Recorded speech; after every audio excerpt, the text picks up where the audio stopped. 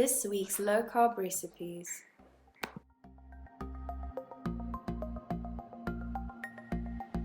Hi there and welcome back to my kitchen. This afternoon I've decided I'm going to make some bunless burgers. Now usually I would be a bit more creative and get some big portobello mushrooms and put some butter, garlic and grated cheese on them and pop them in the oven and use that as a bun. But we don't have any mushrooms, so today I'm just making a bunless burger. Nice and easy and definitely something that you can quickly make when you come back from work. So another interesting fact about today is that we currently have no power, so we had to make a different plan. So you're gonna see I'm gonna be cooking the patties on a bush baby, which is basically a gas stove. So this will also give you a nice idea for those days when the electricity goes out. Let's get started. Okay, so first we're gonna turn on the gas. I don't need it to be too high, so I'm gonna put it a bit lower. I'm gonna put on my pan, and then I'm gonna add some olive oil. So I got us 8 burger patties. That way we have a few extra, because we're each just gonna eat 2. It's already a lot of protein. And then we have some for leftovers, and then we don't have to do any extra cooking.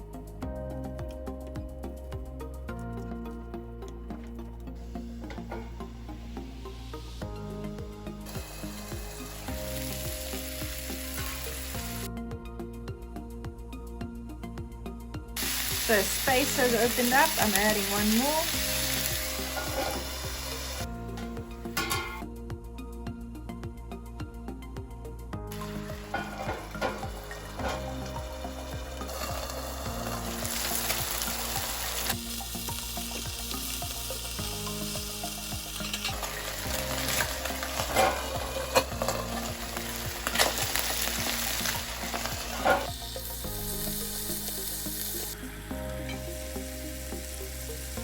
So what I'm going to do now is I'm going to just add some cheddar cheese on top and let it melt. I'm only going to put cheese on 4 of them because we're only going to eat 4 of them. And then you can put some cheese on the leftover ones whenever you want to eat them.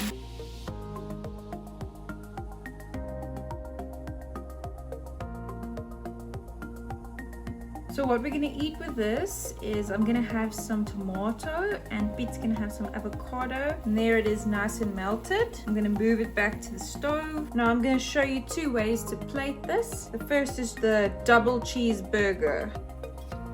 Some salt and pepper and 1 little mint leaf for decoration. And that's the first plate done. And the second option is next to each other. Also a bit of pepper, I like pepper a lot, and some beautiful mint leaf, some greenery. And there you have it. That was quick and it looks and smells delicious.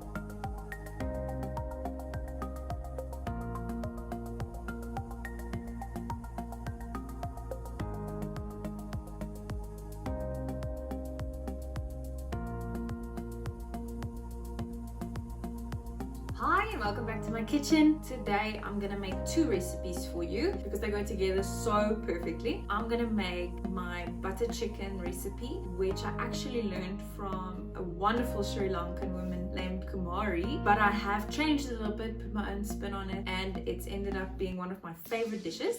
So I'm actually making it for my own birthday dinner. So as you're gonna see in the video, the portion is gonna be quite big, but just know it's not just for 2 people as usual. So use your own discretion. Obviously you can halve the recipe or you can make even less than that depending on what you want to do, but it also freezes really well, so you can make a big portion and put it in the freezer and have butter chicken a few times. Okay, so there is a lot of chicken fillets in here that I've cut into cubes. When you make this portion for 2 people, then you probably need about 4 to 6 pieces of chicken fillets depending on the size. So what I'm going to add now as a marinade is some double cream plain yogurt. You can also use Greek yogurt, same thing, same effect.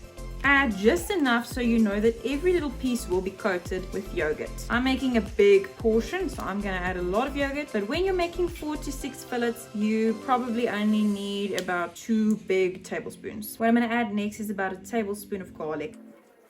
As I've mentioned before, we are garlic people. Next, I'm going to add some ginger. I'm going to add some crushed chilies. So here is where the variation comes in. We like our butter chicken quite spicy, but you can add as much spices and flavors as you deem fit. Some more cayenne pepper, which also adds spice.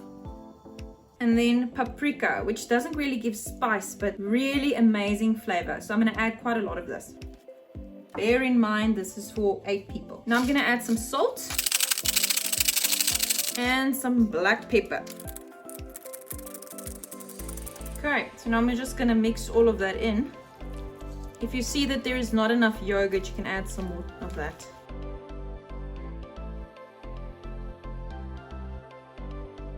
Okay, so that's the chicken nice and marinated. You can leave this in the fridge overnight, or you can just let it stand for about 2 hours before you start cooking, just so the marinade really seeps into the chicken. Okay, so now we're gonna melt the butter in the pot, hence the term butter chicken. So as you can see, I've taken a lot of butter. This is obviously optional. I love butter. So now that the butter is melted, I'm gonna add the marinated chicken. I added some herbs to the chicken, and now I'm just gonna add it into the pot.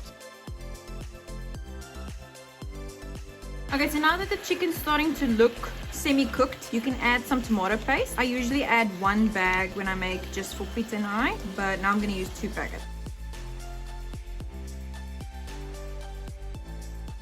Now we just mix it in.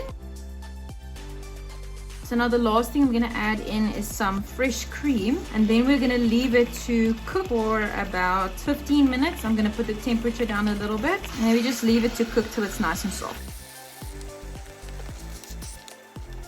At this point, the chicken is almost cooked, so now we just want it to soften. Juicy chicken. So I'm going to put on the lid so we don't lose too much moisture, and then we're just going to wait until the chicken softens up nicely.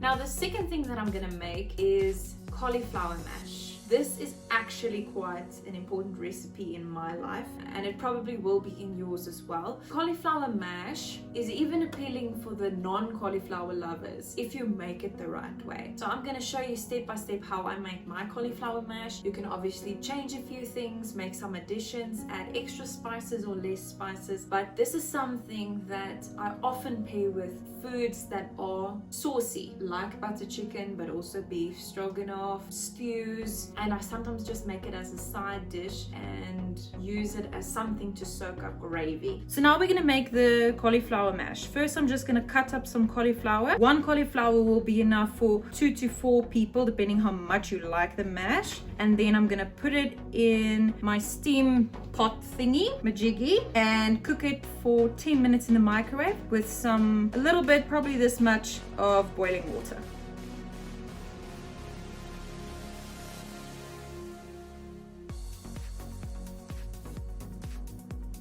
So this is getting pretty full. I'm gonna add some boiling water and put it in the microwave, and then we'll have to do a second batch. Okay, so the next step for the Cauli Mash, I'm going to make it in the NutriBullet. You could also use a stick blender or any kind of blender that you like. The only thing is, because we have so much cauliflower, we're gonna have to do a little bit at a time, and I'm just gonna throw it over into a pot so that we can reheat it when we're ready to eat. So I'm gonna add some butter, cream, pepper, and salt.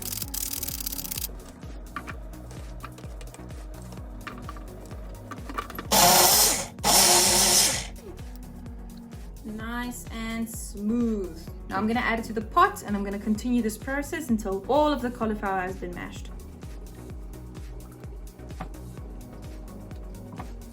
Okay, there's all the cauliflower mashed up with butter and cream, and we've added some extra salt, pepper, and also a bit of paprika for a nice flavor. And there you have it. Try this recipe out and let us know what you think.